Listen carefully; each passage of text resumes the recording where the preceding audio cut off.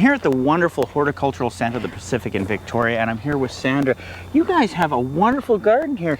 You must have put hours and hours of work into it. 26 and a half years, as a matter of fact. Really? Yep, that's how long the gardens have been here, and we're actually in the process right now of going through a name change. Oh, okay.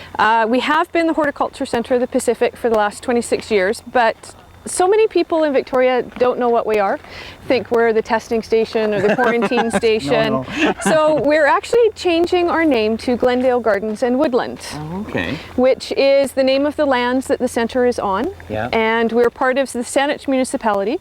Saanich is currently creating some trail systems on the other side of our small lake there that's going to be Glendale Trails. Ah, so neat. we're tying in with that. So it'll be a destination area. Excellent, Glendale. Now you have many little gardens throughout the whole place here. Yep. I guess everyone seems to have a bit of a theme to it, does it? Yeah, we're in charge of about 105 acres total, and about 10 acres of that is cultivated. Right. And we've got about 25 different partnership areas. So we have a rhododendron and hosta garden, Doris Page winter garden, lily garden, hardy fuchsia garden, and currently we're in the borders of the hardy plant garden. Excellent. Now, hardy plants, but I'm over here. Now, this one is really cool. This is more of a exotic garden, would you say? Yeah, the hardy plant folks, they bring in plant material that isn't typically grown in Victoria to see how it's going to do. Oh, okay. And so it's always exciting to come into these gardens and see what's new and wonderful, and they try it out and we see how it does. Okay.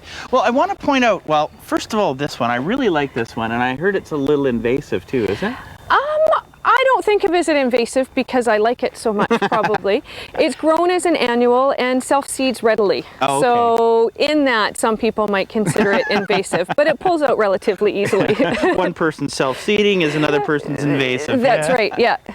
So you've got some neat euphorbias here too. We do. We've got a huge variety of euphorbias in the garden. I believe this one is Caracas wolfenii, and it's a very tall Yeah. example of it. This one's over 6 feet tall.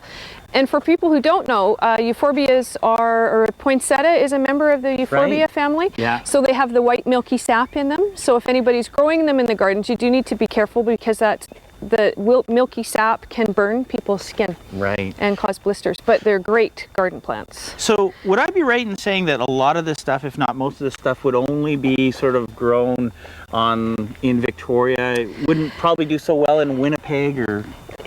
You'd have to be really careful what you're looking for, especially the plant material that's in the hardy plant borders. Another example here would be the New Zealand flax. Yeah, and this is a nice one. You know, a lot of people don't realize how big they really get. Oh, they get really big. And this one does great. It wouldn't do so well in places that get lots of snow because Right. it gets flattened by the snow quite often. Oh, okay. And for those who don't know, you really don't prune them as such. They're just that way, right? You just let them do their thing. Occasionally, if a branch is dying back, you can prune it back from the base. Yeah. But you don't cut them back like you do with grasses or with perennials. You just leave them to do their thing. Perfect. And I have to mention this because this is just outstanding. What is this? That is Acacia brevissima, or common name for it is Oven's wattle. Oven's wattle. Yeah, and I'm not quite sure what that stands for. This is a great plant. It was grown by seed in the gardens here and is about 6 to 8 years old.